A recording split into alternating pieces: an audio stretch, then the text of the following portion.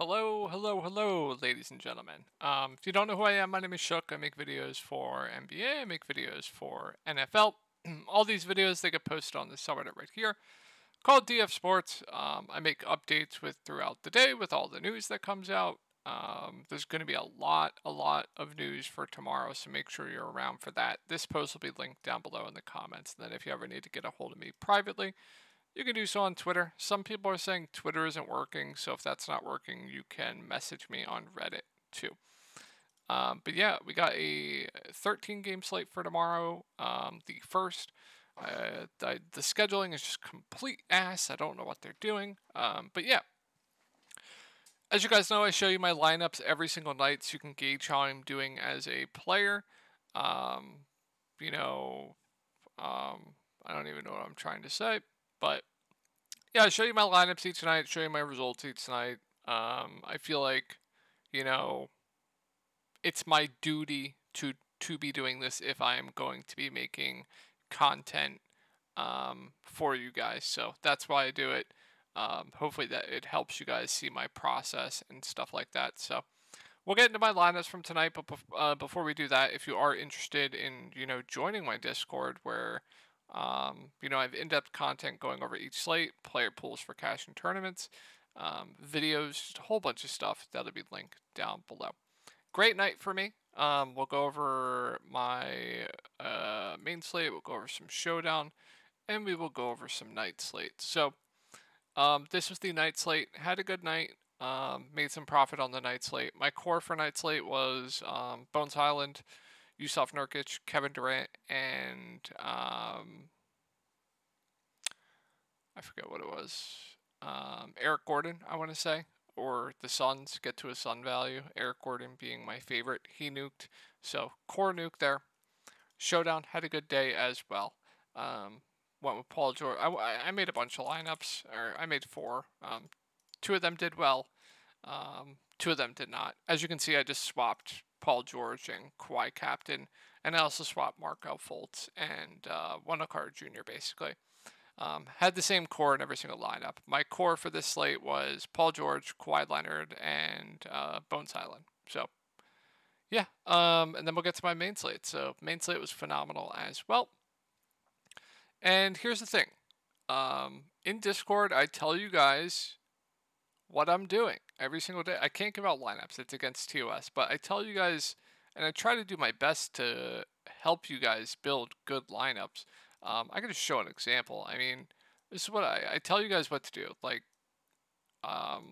if you want to learn how to build like really good lineups and know what I'm doing, if you just read this and stuff like that, it really helps you. So yeah, that's how the main slate went. A lot of people were freaking out about Max Strus and Donovan Mitchell, but I told everyone I wanted to go underweight on the Cavs because I knew they were going to be giga chalk, and we had some late news with the Clippers that I thought was going to open up more value that would be a lot lower owned. So that's the reason why I wanted to go underweight on the Cavs and this game in general. And that worked out huge for us. Even having Donovan Mitchell and Max Strus mega busting, it didn't matter. I was still looking good because of how underweight we were to this game. And that's the reason why I did have a big night tonight, is because I went heavier on the later games, and I told everyone my favorite values, I would try to get to at least one of the Suns' value, Eric Gordon and Grayson Allen being my 2 favorite. And I'd also try to get to Powell and Bones Highland. And as you can see in my lineup, that's what I did. One of Powell or Bones Highland. And then once Bones was starting, I prioritized Bones over Powell. They scored the same, so it didn't really matter there. And then Kevin Durant was a core play for me. Max Strus was a core play for me. Bones Highland was a core play for me. Donovan Mitchell was a core play for me. But the core didn't do great, but because we went way underweight on this first game, knowing that better value could have opened up later at much lower ownership, it saved us, right? So hopefully that helped you guys. But yeah, that's enough of my spiel. Let's get into this slate. We got a 13 game slate here. I'm going to go through these really quick. I'm not going to go too in depth here. I'm going to try and keep this under 20 minutes if I can. So let's get to it. So not a good game environment here. So Giannis he's playable. He's always playable. It's Giannis Antetokounmpo. He'll probably be really, really low owned. So for that reason, I always do have interest in Giannis. It's impossible for me to play Dame. I'm not going to play limited Middleton. No thank you on Brook Lopez on this slate. No to Bobby Portis. Malik Beasley will have better value. And I'm not going to go to anyone else. So Milwaukee, pretty easy team to talk about there. Toronto, same kind of deal here. Not a good spot up against Milwaukee. Now, I think Siakam's still priced right, but I still do like Scotty Barnes at 7-8. I still think he's too cheap. He's stuffing the stat sheet. He's playing huge minutes. He is their go-to guy right now. Good defender, can get blocks, steals as well. Although the environment of this game is not great, I still think he's too cheap. So I'm still a fan of Scotty Barnes. I think Schroeder's just a safe play. At this price point, I think he's now priced right. But if he does have a game where he does go for a double-double, he could have a ceiling game. But 6K does seem priced about right for him. Now, Precious Achiuwa, I believe, is doubtful. So what you're going to see here is you're going to see more minutes for Jakob Poeltl. Tough spot up against Milwaukee, but he'll get more guaranteed minutes, and he is a good producer. So he is in play solely for that reason. And you'll see a little bit more Chris Boucher. He's a large field, 150 max start if you need it. We have OG back. Don't really want to go there. And then Trent's out of play. So this game pretty unappealing. This game could be very, very interesting. So Portland at Detroit. We do have Robert Williams back. DeAndre Ayton at 6'5", being the highest priced player on this team. I think it's just okay. Not someone I'm going to go out of my way to play on a 13 or whatever game slate this is, but I do have interest in everyone else. I think the prices are a little bit too cheap here on the main guys. Brogdon at 5'7", I think is a solid play. Shaden Sharp at 6K, I think is a solid play. Scoot Henderson's been god awful, but should play low 30s minutes. Fair play. He's definitely my least favorite play on this team, but it'll be really, really low owned. And then Jeremy Grant has a ceiling at 6'2". So I do think the main guys here for Portland are a bit underpriced. And you're going to see some Kamara off the bench. Don't think it's necessary to go there on the slate. And then with Detroit, so huge news to monitor here. Jalen Duren is questionable. If he is in, I mean, Cade does have a ceiling. Hard for me to prioritize him on this big of a slate. Jalen Duren, I think, is priced about right. But I do like Ausar Thompson quite a bit. Should play around 30 minutes. Super, like, the definition of a stat sheet stuffer. Good rebounder. He is just super safe with some upside as well. So I do like Ausar Thompson quite a bit. If Duren's in, Isaiah Stewart's just a fair play to me, and then it's kind of hard for me to go to everyone else. But if Duren's out, then if they do start Bagley, I think Bagley is going to stand out as one of the better value plays on the slate. So I would like Bagley quite a bit. Then you're going to get more secure minutes for like Isaiah Stewart. He would look a lot better. You might see some James Wiseman backup 5, but they could just do Isaiah Stewart backup 5. But yeah, and then I'm not going to go to Burks, not going to go to Hayes. So yeah, keep it on the Duren news. Could change some things, but the main standouts for me are going to be Thompson, and then really like Marvin Bagley if Duren's out and he starts. And then I think Stewart would be a good play as well. All right, Pacers. Tough spot here up against Boston. Halliburton is questionable. If he is in, I think this team is basically just a cross-off for me. Wouldn't have too much interest in anyone. Not going to bore you guys with the details there. Have to get through this slate pretty quickly here. But if Halliburton's out, then, you're probably going to have TJ McConnell or Andrew Nembhard starting. Whoever does start, I think, would be a very solid play. They would have a ton of usage, handle the ball a decent amount. So would like whoever starts quite a bit. And then I think whoever comes off the bench would be a pretty good play as well. Like if they start Nembhard and TJ McConnell comes off the bench, I would expect him to play around 25 minutes. He's over a fantasy point per minute guy, if I recall correctly. He stuffs the stat sheet. He just does everything. So I would like TJ even off the bench if they start Nembhard. Now, if they start TJ, then I absolutely love TJ, and then Nembhard would be fine. I still think he'd be solid, but 5-1 would be okay. Priced pretty normally. And then we have Mathurin questionable. If he's out, it doesn't really change too much for me. You'll probably just see like more for Hield, Bruce, etc. So keep an eye on the Halliburton news. We could have some really good value here with the Pacers. And then I guess Jalen Smith doesn't really change much for me. So good spot here against Boston. My only concern here is risk for a blowout, but once again, it's hard to ignore how many minutes these main guys are playing. I believe the last game was a massive blowout, so they didn't play much. But in a normal game, they are running a really, really tight rotation. They are playing their main guys huge minutes, so you definitely have to have some interest in them in a good spot. I think Porzingis, once again, will be my favorite at 8-2, but I don't mind Tatum as a spend up. I don't mind Brown. He does have a ceiling. We saw it last game. I don't mind Drew. I don't mind White. I think they're all very, very safe plays as long as the Pacers do keep this game close. So I definitely have interest in this whole 5 for Boston. This team is just god awful. Just so holy fuck are they bad. Excuse my language. Gafford questionable. If he's out, all right, we'll go over it first with him in. I like the ceiling for Poole and Kuzma. I do, but on this big of a slate, tough time for me prioritizing. Now they do have incredibly high ceilings, especially Poole when he's hitting his shots. If you're like a 20 max, 150 max player, I definitely get some exposure. But for my one lineup, tough for me to prioritize either.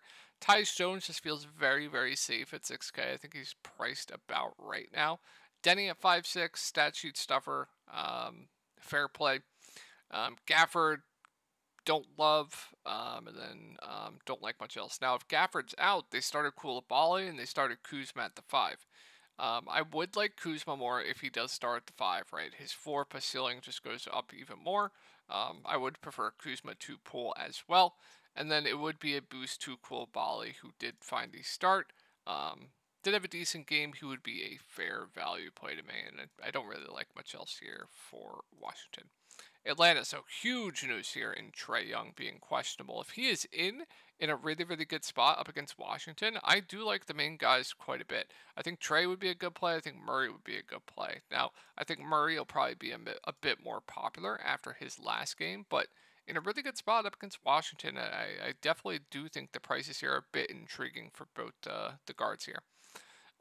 Straight up, I would prefer Trae. I think point per dollar, I prefer Murray. Capella, I think, is interesting at 5'7". I think it's okay, but him, Okongwu, they're going to split the center minutes. Fair plays on this slate. And then I like Jalen Johnson once again at 5'4". Good rebounder, can do a bit of everything. Good spot up against Washington as well. I still think he's a bit too cheap, assuming he does continue to start. So I like Jalen Johnson. Not going to play Hunter on this big of a slate. And then not going to get to anyone else. Now, if Trae Young is out, this just becomes... I would love some things. I would absolutely love DeJounte Murray at 7-3. I would really like Bogey at 4-6. I think he would stand out as one of the better value plays in the slate. And then you're going to get... I don't even know who else would get run. I think it would just be more for like Bogey, DeJounte Murray, more for the main guys. But you would have a ton of usage to go around, like bumps to Hunter, bumps to Johnson, etc. So I would really like Bogey. I would really like Murray. I already like Johnson. Hunter, I guess, would become playable, but I don't think his rates go up that much with Trae Young out. I'd have to look after this. But yeah, I would really like Bogey and really like Murray if Trae's out. All right, Pelicans. So we have Brandon Ingram is questionable. If he is in, I have a tough time going to any of these Pels. So I'll say this: Zion, Ingram, CJ, Jovel, they're all fine plays, contrarian plays. If he is in, Herb Jones, no thank you on this big of a slate if he's in as well. But if Ingram is out, then I think CJ becomes one of the better plays in the mid-range at 7-2. He was absolutely crushing until the blowout. He gains the most usage with Brandon Ingram out. I think a lot of people are going to think it's actually Zion who gains the biggest usage bump with Ingram out, but they are wrong. It's actually CJ McCollum. Zion Williamson actually only goes from 1.3 fantasy points per minute to 1.35 fantasy points per minute with Brandon Ingram out, so it's not a huge boost to Zion. But CJ gets the huge boost. I would really like CJ. I think Jovel would be playable, but he doesn't really get up on minutes-wise. Zion would be a bit more in play. And then Herb Jones gets a boost as well. He would be a pretty safe value as long as he doesn't get into foul trouble last game. They started Hawkins. He had a bit of an outlier game. I want to say he crushed in the blowout as well, but would be a fine play for salary relief. Saw some more minutes for Dyson Daniels as well. He would be another large field value play if you need it. All right, Thunder. So SGA is just fine. Not my favorite spend up on this slate. Just playable. Same with Giddey. I think he's still overpriced. Chet Holmgren at 6'7". I mean, if he stays out of foul trouble, I could see him crushing. Obviously, we know what Chet does. Do it all guy. So I still have some interest at 6.7K. So I like me some Chet. And then I'm going to keep hammering Jalen Williams. I think he's going to take a big step this year. But last year we kind of only saw it when one of Giddey or SGA were out. But I think he's going to produce really, really well this year. I think 5'9" is a reasonable price point. Good rebounder. etc. I think we get mid-30s minutes from him. So I'm going to keep saying Jalen Williams, I think, is a pretty good play until people decide to actually click on his name. He's going unowned pretty much every single slate. I'm not going to play Dort. I'm not going to play anyone else. All right, Brooklyn. So Dinwiddie, doubtful. Claxton out. Cam Johnson out. So there is a bit to like here, even in a tough matchup. So I would assume Lonnie starts. So they go with like Cam, Lonnie, Bridges, Simmons. Wait, Cam, Lonnie, Bridges, Simmons, Dorian Finney-Smith. So assuming that is, they could also start Day'Ron Sharpe. So assuming that is the starting five, then I like Dorian Finney-Smith for value. I like Lonnie Walker for value. And then I would really like Ben Simmons. Not a good spot, but him at the 5, his floor per ceiling goes up. He's still going to have the ball in his hands a decent amount now, especially without Spencer Dinwiddie. We'll see. I think there's a good chance he could just start at the point and they start Day'Ron Sharpe, especially up against Bam Adebayo. But that would be the 2 lineup. So it'd either be, I guess they could do a number of things. Ben Simmons, Cam Thomas, Ben Simmons, Cam Thomas, Mikal Bridges, Dorian Finney-Smith, Day'Ron Sharpe, Cam Thomas, Lonnie Walker, Mikal Bridges, Dorian Finney-Smith, Ben Simmons. So keep an eye on the starting lineup. It's going to be very, very important. Like if Day'Ron Sharpe starts at the 5, I would think he'd get about 20 minutes, maybe a little bit more, and he would shoot up to one of the better value plays in the slate.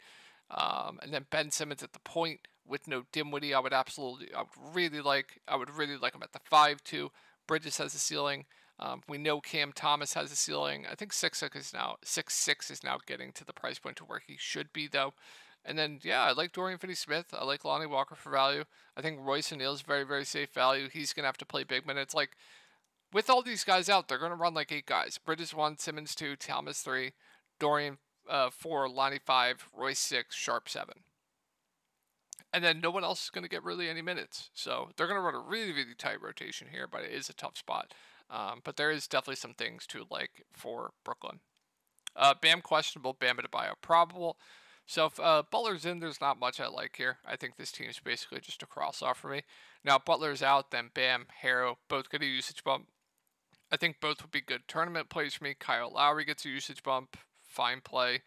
And then, Kevin Love's minutes been up and down, but we know he's an okay producer, fine value. But I think the main interest for me would just be like Bam Adebayo, Tyler Harrow. So, all right. 6 games down, 7 more games to go. So, I doubt these guys play tomorrow. So with that being said, assuming they are out again, I don't care about the result that happened tonight. Now, it is a 13-game slate, and these two teams play very, very slowly, so they're not going to be as good of a plays as they were tonight on this big of a slate. But I still think, Mitchell, Mobley, Strus, Okoro, Wade would all be fine to solid options. Like Donovan Mitchell, look at this team. He's playing alongside Mobley, he's playing alongside Strus, and then he's playing alongside Okoro, Wade, Niang. You saw Summer League legend Craig Porter have a good game off the bench. Like he's playing alongside not a good team right now. So Mitchell is going to lead this team in usage. He shot the ball 20 times and didn't play the fourth quarter, right? He's probably going to get 30 plus shots up, like 25, 30 shots up as long as this game stays close. So it's going to be interesting to see what his ownership comes in, because I don't think a lot of people are going to want to play him in this game environment and after what he did tonight. So I like Mitchell for tournaments in a bounce back spot as long as these guys don't play. Mobley would be a fine play, but I think he's now getting to the price point where he should be. Strus, I think, would be fine. 6'4" also does seem right, but he's going to play huge minutes, and he's going to absolutely chuck when he's out there. Just had a really bad game tonight. Okoro at 5'1", now getting priced, I think, where he should be. Same with Dean Wade. But I still think they'd be fine plays. Now, if LeVert and Garland are in, I don't know if we got news if they're in or out yet. If they're in, I'm probably just crossing Cleveland off. Knicks, I don't love much here. Bad game environment, slow pace, just an ugly, ugly game. Like Randall, Brunson, I think they're priced right. RJ's priced right. Mitch got a bit of a price jump, but still does have a ceiling. I just don't like much here. Denver at Minnesota. So I think Jokic is probably the second best spend up on the slate. We'll talk about the best one, who is Luka, in my opinion, especially if Kyrie's out.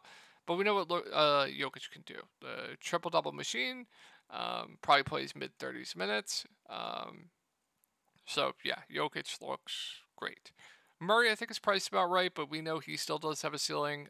Went for a double-double last game. Good thing with Denver is they are already playing their guys pretty big minutes as well. MPJ, Aaron Gordon, can't get to them personally in my one lineup on this big of a slate, and I'm not going to go to anyone else there for Denver. Minnesota. So McDaniel's probable. Looks like he's back. So Ant, Cat, just fine plays to me. Rudy Gobert, I think, is priced right. Mike Conley, I still think, is priced right. And there's not much else here. I will mention, and I keep mentioning this, Naz Reid's minutes going up. Really good producer. 4.8. It's still too cheap, in my opinion, for him. So I have some interest in Naz Reid for large field tournaments. But this team's pretty easy to talk about. I don't really like much here for the Timberwolves. Now, this game looks amazing game environment-wise. So LaMelo Ball looks like he's still going to be on a limit, but it's going to be a limit to where he's played like 32, 33 minutes. So can LaMelo Ball still get it done in 33 minutes at this price point in this fast-paced of a game environment? And he's shooting poorly? Absolutely, I think he can. I don't think a lot of people are going to want to click on his name on a limit. So I think LaMelo is very, very interesting for tournaments. Terry Rozier, I think, is, if you don't want to play LaMelo, I think is a perfectly reasonable option. If LaMelo struggles like he did last game, Terry Rozier is going to take on a ton of shot attempts, ton of usage, so he still does have a ceiling. So I like Rozier too. Hayward, I think, is just safe. Mark Williams, I think, is fine. PJ, just safe as well. I will mention Brandon Miller's been getting a ton of run of late, 33, 36 minutes. If he keeps playing this many minutes, I think he's interesting for tournaments. Don't think anyone's going to play him. And I think that's it for Charlotte. But this Houston team, I absolutely love. I love Sengun. I love Fred VanVleet. I think Jalen Green's a good play. I think Jabari Smith is way too cheap. I love this for Houston up against Charlotte. Bigs against Charlotte's still going to be a thing this year as well. Just look at it. It's just beautiful. Stuffing the stat sheet in a dream spot against Charlotte. I love Sengun. I think Fred VanVleet's a really good play. Had a really bad shooting game last game, but if that's going to keep his ownership down, so be it. Even better for us. I really like Sengun, really like Fred. Jalen Green has an incredible ceiling when he's hitting his shots. It's just he's not going to do a ton of peripheral stats, but once again, they're playing these guys huge minutes. Fred going to get close to 40 minutes. Jalen's been getting close to 40 minutes. Sengun's getting huge minutes. So with the amount of minutes these guys are playing in this game environment, I really like these four. Dylan Brooks is playable, does have a ceiling when he's hitting his shots, but yeah, really like this Houston team tomorrow. I think a lot of the field will too. They're going to project very, very well if I had to take a guess. All right, Levine is probable. This big of a slate, if you want to take a dart on Levine, DeMar, Vooch, go for it. They're always just, it's so tough picking which one's going to have a good game. I guess now looking at the price points, Vooch is my favorite. I always just prefer the cheapest one. Kobe White, 5-2. No, thank you. I just don't like much else here for Chicago. Now, with Kyrie, he is questionable. If he is in, I still think Luka stands out as one of the best spend-ups on the slate. Kyrie at 9.5, I think, is a bit overpriced. I don't know what they're doing with Lively's minutes. I really don't know, so can't go there. Tim Hardaway Jr. would be overpriced if Kyrie's in. Grant Williams, Josh Green takes a bit of a hit. Cleveland, no thank you. This Derrick Jones Jr. game, what was this game? 27 minutes, 22 points, 4 rebounds, just absurd. But I'm not going to go there. So really would just be looking to Luka at the top if Kyrie's in. Now, if Kyrie's out, then I absolutely love Luka. I think Tim Hardaway Jr. would be interesting for tournaments. We know he has a ceiling, gets a big usage bump with Kyrie out. Grant Williams, I think, would be playable at 4.6. And then I would like Josh Green for value at 4.3. Played 34 minutes. We saw last year when Kyrie was out, he took on a much bigger role. So I would like Josh Green. Not going to chase Derrick Jones Jr. You couldn't pay me to do that. So yeah, main interest would be Luka, Tim Hardaway Jr., and I would like Josh Green for value. Grant Williams would be playable as well. All right, so Memphis. I'm going to keep saying I like Bane, I like Jaren. This big of a slate, the ownership's going to be down as well. So fine with Jaren, fine with Bane. These two guys are going to lead the way offensively. They're going to take up all the usage. We also have Derrick Rose out, so I think Bane, Jaren are both solid plays. I still like Marcus Smart at this price point too, especially with Derrick Rose out now. He's like the only one. He's going to do all the ball handling for this team, right? 9 assists last game, shot the ball 17 times as well, and I'm expecting high 30s minutes. So I still like Smart even at that price point. I think Tillman's priced about right, and I think Zaire is a pretty safe value. They're giving him decent minutes as well. Solid rebounder, but I think his rebounding numbers are a bit of an outlier, but I think he's a fair value too, pretty safe. And then with Rose out, you're going to see more like probably for Marcus Smart. Might see some more Conchar, David Roddy. They're all playable values, but don't think we need to go there on this big of a slate. Utah, this just a cross off for me. I will say I think Markkanen at 8.4 does seem a bit too cheap, so I like him. And I think Jordan Clarkson at 5.6 is too cheap as well. He's a guy that's going to chuck when he's out there. I do think this is too cheap, so I actually do like Clarkson quite a bit for tournaments. Just know he does have a low floor. The rest of this rotation is just this disgusting. I'm not going to do it. John Collins is pretty safe. He's played really well for this team. If you want to go there, fine. But yeah, main interest for me are Markkanen and Clarkson. All right, Clippers. So we'll keep an eye on who is going to be available. I would assume it's just the same that they had tonight. So assuming they run a similar same starting lineup, similar players from tonight, then in a really good spot. I do like Westbrook quite a bit. Point guards absolutely destroyed the Lakers. Revenge narrative, if you're into that, I never factor that in. But guards against the Lakers has always been a thing. It's still a thing this year. So I like Westbrook at 7-1. I think Kawhi, Paul George are both reasonable. Zubac, Plumlee, they're both going to split the center minutes. I prefer Zubac to Plumlee. And then I like Bones and Powell once again. Bones started tonight, played 30 minutes. I like him. Powell came off the bench, played high 20s, but I don't know if he would have lost some due to the blowout. He probably would. So probably would have played like low 20s, but I still like both Bones and Powell. So keep an eye on that. I would assume it's the same as it was from tonight. All right, Lakers, I think 80 is a good spend up. I prefer him to LeBron. D'Lo I still think is a bit too cheap, playing huge minutes right now, shooting the ball well. So I like D'Lo. Reeves is playable, but I prefer D'Lo. No Rui, I believe, right? So you're going to see more minutes for Christian Wood. Large field tournament dart for me, and I don't like much else here. All right, Sacramento. Big news here, Fox out, so you're going to get Davion Mitchell starting. Here's the thing with Davion Mitchell. Every time Fox was out and he would start and he was massive chalk, he would always have his like career worst game performance ever in his life. So if that's going to lower the ownership on him because people have, I guess it's long-term memory because it's been a while since this has happened, but short-term memory with Davion Mitchell, then I think he becomes I already think he's a good value, but I think people are going to have short-term memory with him just busting every time as chalk with Fox out. Might even lower the ownership, but yeah, I think Davion's a good play at 4.8. Monk is interesting at 5.7. He gets a minutes bump, a little bit of a minutes bump, usage bump as well, so I think Monk's interesting. Sabonis, I think he should be able to just feast here. He might be my favorite tournament spend up on this slate. He should just be able to dominate in this spot. So I like Sabonis. Keegan Murray gets a usage bump. Should have pretty safe minutes. I think he's fine. Barnes, no. Herter, I think is solid too at 5-1. Just know they can bench him at any point. So favorite plays, Sabonis, Keegan, Herter, Davion, Monk. Barnes, no thank you. All right, Warriors. So last team here. Klay Thompson is probable, so they're going to have everyone here. Kuminga is questionable. Doesn't really change much for me. So Steph, in a fast-paced environment, I always like his ceiling. I said it I think it was this slate up against, might have been this slate, I forget. But I was like, it was this game up against Sacramento. Same exact matchup. Absolutely smashed. So like Steph for tournaments.